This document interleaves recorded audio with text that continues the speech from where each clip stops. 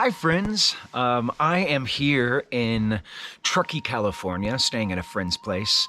It is beautiful out. Actually, let me turn this around, see if you guys can see this. This is my view. Just really a gorgeous afternoon.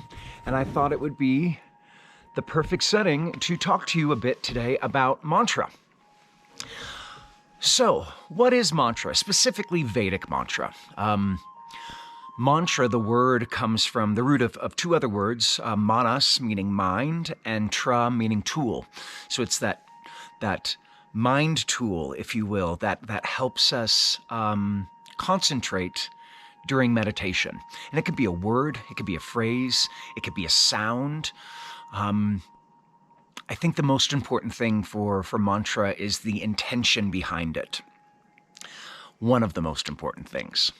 So I have been practicing mantra since I was about 10 years old, is when I learned my first mantra, and that was a Ganesha Mantra. And I wanted to share that with you today. It's one of my favorites. I use it all the time. It's a really good mantra to use whenever you're starting a new project or a new activity, something that you're nervous about. Because Ganesha, also known as Ganapati, these Ganesha Ganapati mantras are really great for removing obstacles. That's one of the main things that Ganesha is known for, is being the remover of obstacles. So it's a really great one to practice, and quite simple. So yeah, let's talk about Ganesha quickly. Ganesha is the son of Shiva and Parvati, the brother of Subramanya, who's the god of war. And the quick story about Ganesha, kind of how he came about, is Parvati wanted to take a bath. And so she created a boy out of clay to stand guard while she was bathing, because of course Shiva, her husband, was out meditating as he would for long periods of time. But Shiva wound up returning while she was in the bath and saw this boy and was like, "Who are you?" And the boy is like, "Well, I'm the son of Parvati, and no one can enter." And of course, Shiva did not like this. He is like, "What are you talking about? You are not the son of Parvati. Parvati's my wife. I know, who her children are."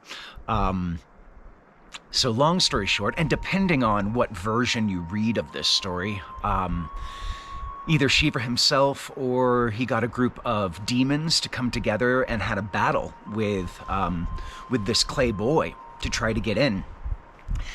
And Ganesha, this clay boy, just easily defeated them. And eventually Shiva had to behead him. And when he did this, Parvati comes running out and is like, "What have you done? This was my son." And Shiva was upset and wanted to do right by Parvati. So went out, and the first animal that he came across was an elephant, and he took the elephant head and came back and magically attached it to this clay boy body. And thus you have one of the most iconic gods with a little g in Hindu story, in Hindu mythology. And that is Ganesha, the elephant head one. I love that story. There's lots of really beautiful stories. I encourage you to look up some of them and and enjoy these fables and these tales. So the mantra itself is Om Gam Ganapataye Namaha. Fairly simple. Just to break it down, Om. Om is the universal sound. Om. It's what creation comes from, and it brings that energy to your brow center. Om.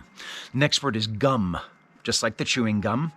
Gum, gum, gum, gum. Gum is a seed sound. There's not a lot of translation for seed sounds. Vedic Sanskrit is difficult to translate anyway, as it's energy-based first and meaning-based second. But the seed sounds I like to think of as we're planting those seeds in us so that they can sprout and grow. So that seed sound for Ganesha is gum. The next word is Ganapataye. So Ganapati is another name for Ganesha.